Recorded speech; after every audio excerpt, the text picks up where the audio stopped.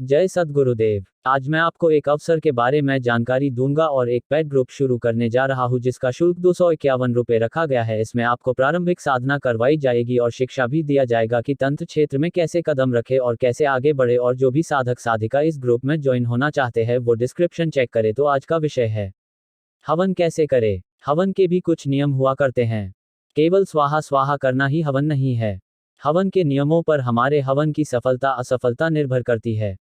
हमारा देश भारत विश्व में अनेक कारणों से जाना पहचाना जाता है, उन्हीं में से एक है भारत की प्राचीन परंपरा हवन। जब भी हवन अथवा यज्ञ की बात उठती है तो हृदय स्वतः ही एक धार्मिक आयोजन की कल्पना कर लेता है, जबकि सत्य तो यह है कि यज्ञ हवन अनुष्ठान धार्मिक कर्मकांड ही नहीं, मानव जीवन के लिए एक वैज्ञानिक समाधान भी है।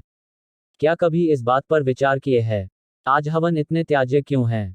यजमानों की श्रद्धा विश्वास निरंतर क्यों घटता जा रहा है? इसका कारण कोई और नहीं, हम स्वयं हैं। मैं कुछ ऐसे साधकों को जानता हूं जो गलत विधि अपनाएंगे, अशुद्ध सामग्री प्रयोग में लाएंगे, बतलाई गई सामग्री के स्थान पर किसी भी दूसरी सस्ती सामग्री से काम चलाने का प्रयत्न करेंगे, गलत मंत्र गलत स्थान और गलत हवन कुंड का निर्माण कराकर आशा करेंगे कि हवन सफल हो। एक और नई परंपरा ने जन्म ले लिया है। आज का यजमान किसी से भी कभी भी कहीं भी हवन कराने का प्रयत्न करता है। वह केवल इस बात का ध्यान रखता है कि हवन में व्यय कम से कम हो। एक विद्वान है जिनका विश्वास नित्य कोई न कोई हवन बतलाने का, अब चाहे उससे यजमान को हानि हो इससे उन्हें क्या, बस उन्हें अच्छी भरपूर दक्षिणा मिलनी चाहिए। लोग दूध में पानी मिलाते हैं, यह हवन सामग्री में दूध मिलाते हैं। अब यह कहां तक तर्कसंगत है यह वह जाने या उनके यजमान। एक और नई परंपरा भी प्रकाश में आई है, वह है अपनी सुविधानुसार हवन कराना। मुहूर्त अग्निवास देखने का तो वह विद्वान प्रयत्न ही नहीं करते, बस शुल्क लो हवन कराओ और खेल खत्म, पैसा हजम।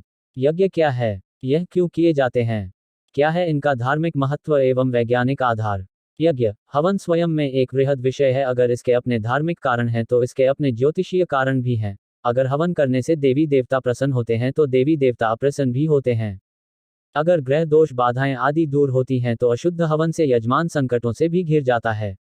हमारे साथी विद्वान कभी यह जानने का और यजमान को यह समझाने का प्रयत्न नहीं करते किस हवन से कौन सा कार्य होगा। हवन की भस्म के क्या क्या उपयोग हैं? क्या है यज्ञ चिकित्सा? कैसे शुद्ध करते हैं यज्ञ पर्यावरण को? किन रोगों में लाभदायक है यज्ञ? इतना ही नहीं, यज्ञ कराने की शुद्ध विधि क्या है, इसे कब क्यों और कैसे करें? यज्ञ में प्रयोग की जाने वाली संविधा का क्या महत्व है? किस देवी देवता के लिए कौन सा यज्ञ करना चाहिए? आदि बातों को भला कौन समझता है और कौन समझाता है? यज्ञ को वेदों में कामधेनु कहा गया है, अर्थात यजमान के समस्त अभावों और बाधाओं को दूर करने वाला। लेकिन इसका अर्थ यह बिल्कुल नहीं है कि हवन लाख दुखों की एक दवा है। यजुर्वेद में स्पष्ट कहा गया है कि जो यज्ञ को त्यागता है उसे परमात्मा स्वयं त्याग देते हैं।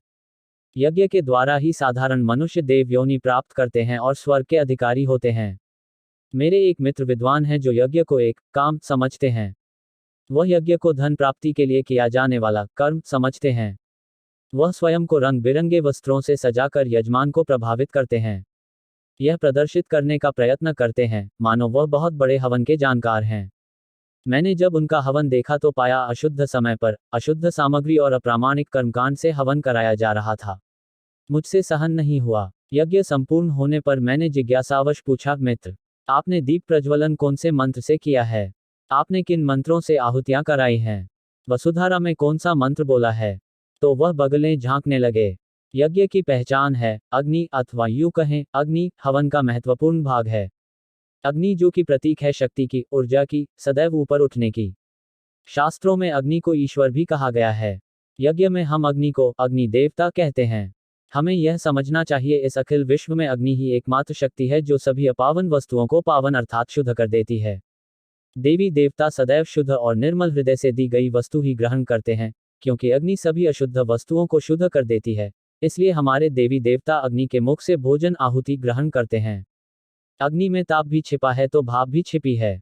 यही अग्नि जलाती भी है तो प्रकाश भी देती है। मृत हो गए शरीर को पंच तत्व में अग्नि ही विलीन करती है। क्या आप जानते हैं इसी अग्नि के माध्यम से जल बनता है और जल वरदान है। आज का अति उन्नत विज्ञान अगर मानव समाज के लिए वरदान है तो उसको जानने वाले भगवान से कम नहीं है। इस विषय में सबसे अधिक सहयोग आधुनिक मेडिकल विज्ञान कर रहा है। अगर हम इसमें यज्ञ थेरेपी का भी सहयोग ले लें तो इसमें हर्ज ही क्या है। यज्ञ की महिमा अनंत है। यज्ञ से आयु, आरोग्यता, तेजस्विता, विद्या, यश, पराक्रम, वंशवृद्धि, धन धान्यादि सभी प्रकार के राजभोग, ऐश्वर्य, लौकिक एवं पालौकिक वस्तुओं की प्राप्ति करते हैं।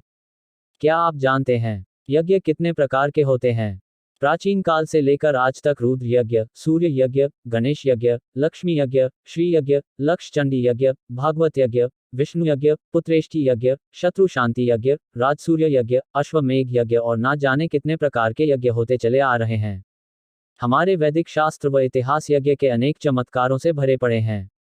यज्ञ का महत्व जन्म से लेकर मृत्यु तक रहता है। हमारा जीवन यज्ञ से प्रारंभ होकर यज्ञ पर ही समाप्त हो जाता है। ईश कृपा से आप जब कभी भी यज्ञ कराएं तो सायंकाल में घर के मुख्य द्वार पर एक दीपक अवश्य जला दें। ऐसा करने से नकारात्मक ऊर्जा भवन में प्रवेश नहीं कर पाती है और परिवार में सुख समृद्धि की प्राप्ति होती है। अगर आपको हमारा वीडियो अच्छा लगता है तो आप चैनल को सब्सक्राइब करें और बेल बटन को दबाएं और ज़्यादा से ज़्यादा शेयर करें।